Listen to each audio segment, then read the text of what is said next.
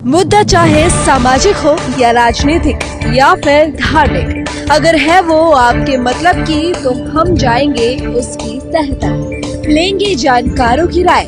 बात चाहे भ्रष्टाचार की हो या फिर अपराध की या फिर सरकारी महकमे की, पहुंचाएंगे आप तक हर खबर, क्योंकि 24 आवर्स टुडे न्यूज।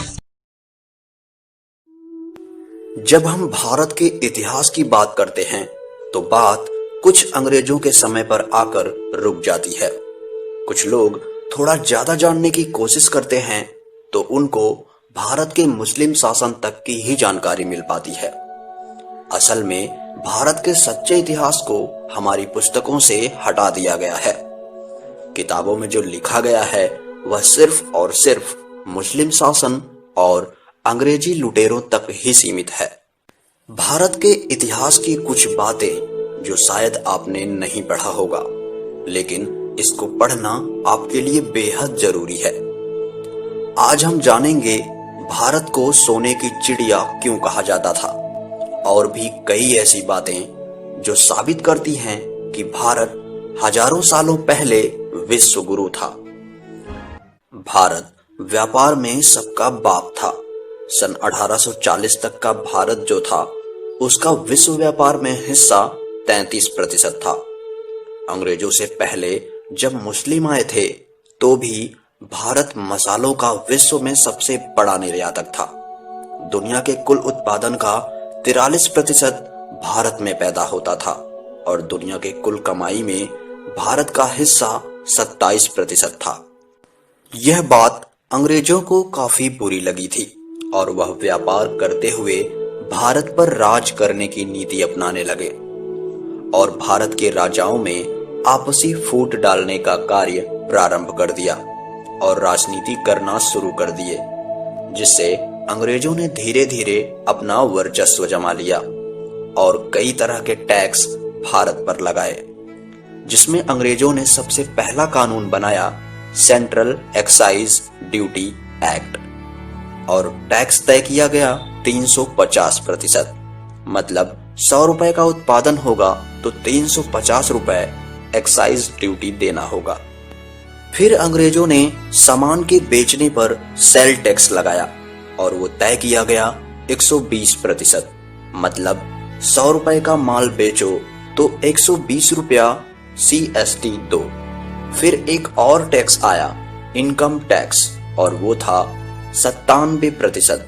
मतलब 100 रुपया कमाया तो 97 रुपया अंग्रेजों को दो। इस तरह से अंग्रेजों के आगमन से पहले भारत को सोने की चिड़िया कहा जाता था। यह भारत का वह इतिहास है जो लोगों को इसलिए पता नहीं है क्योंकि वह किताबों में है ही नहीं। भारत पर मुस्लिम आक्रमण का इतिहास। बापा रावल के आक्रमणों से मुस्लिम शासक इतने भयभीत हुए कि अगले 300 सालों तक वे भारत से दूर रहे। लेकिन भारत का सच्चा इतिहास हमको पढ़ाया ही नहीं जाता है। मुस्लिम लुटेरों को कई भारतीय योद्धाओं ने कई सालों तक लगातार हराया था। महमूद गजनवी ने 1002 से 1017 तक भारत पर कई आक्रमण किए, पर हर बार उसे भारत के राजाओं से कड़ा उत्तर मिला था।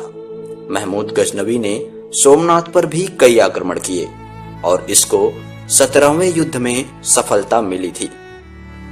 भारतीय राजाओं के निरंतर आक्रमण से वह वापस गजनी लौट गया और अगले 100 सालों तक कोई भी मुस्लिम आक्रमणकारी भारत पर आक्रमण नहीं कर पाया था।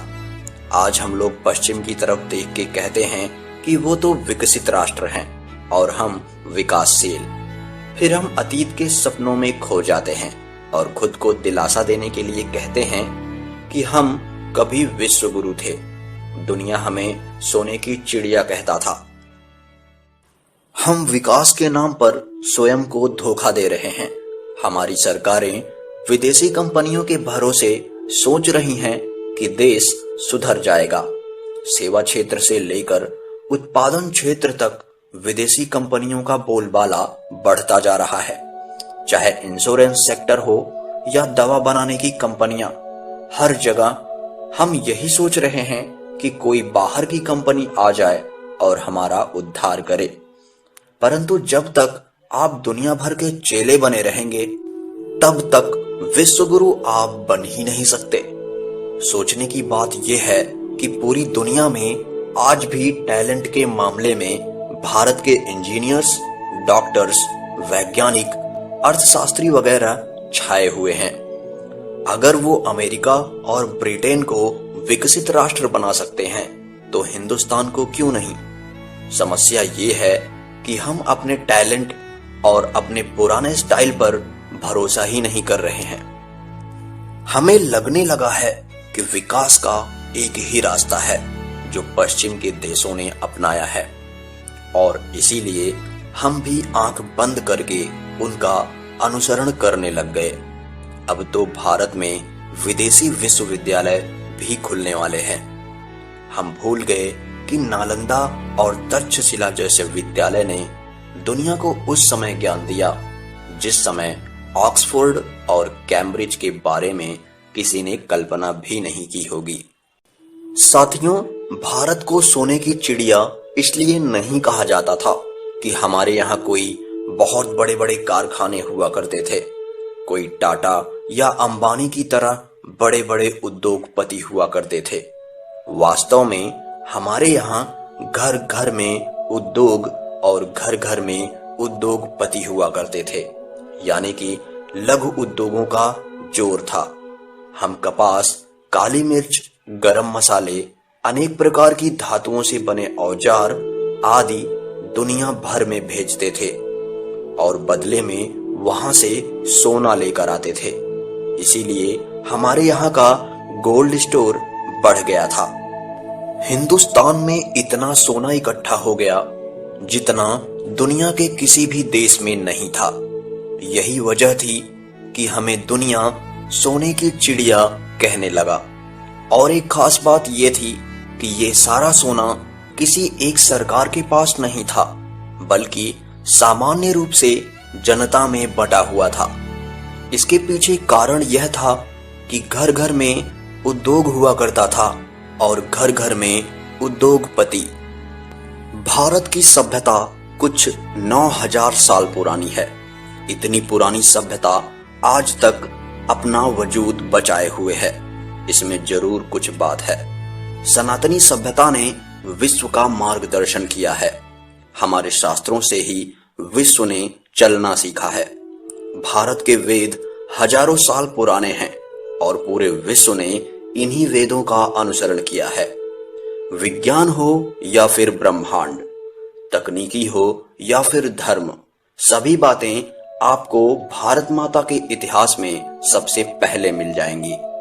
विज्ञान की बात करें तो जहाज जैसी चीजें रामायण और महाभारत में मिलती हैं। परमाणु अस्त्र शस्त्र भी आपको वेदों में मिलते हैं।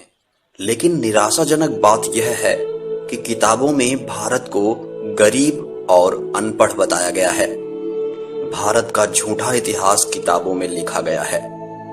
भारत को वामपंथियों ने सांप और नट जादूगरों का देश बताया है, लेकिन असल में भारत का सच्चा इतिहास चाणक्य, मनु और कौटिल्य पर आधारित है। यहाँ सपेरों का इतिहास नहीं, बल्कि मंगल, सूरज और चांद तारों की हैरान करने वाली रहस्यमयी बातें बताई गई हैं। भारत ने जीरो का आविष्कार किया है और सौर ऊर्जा की बातें हजारों सालों पहले भारत में बताई गई हैं। असल में अब आवश्यकता यह है कि भारत के सच्चे इतिहास को फिर से एक किया जाए और हमारी आने वाली पीढ़ियों को पढ़ाया जाए, ताकि भारत एक बार फिर से विश्व गुरु बन सके।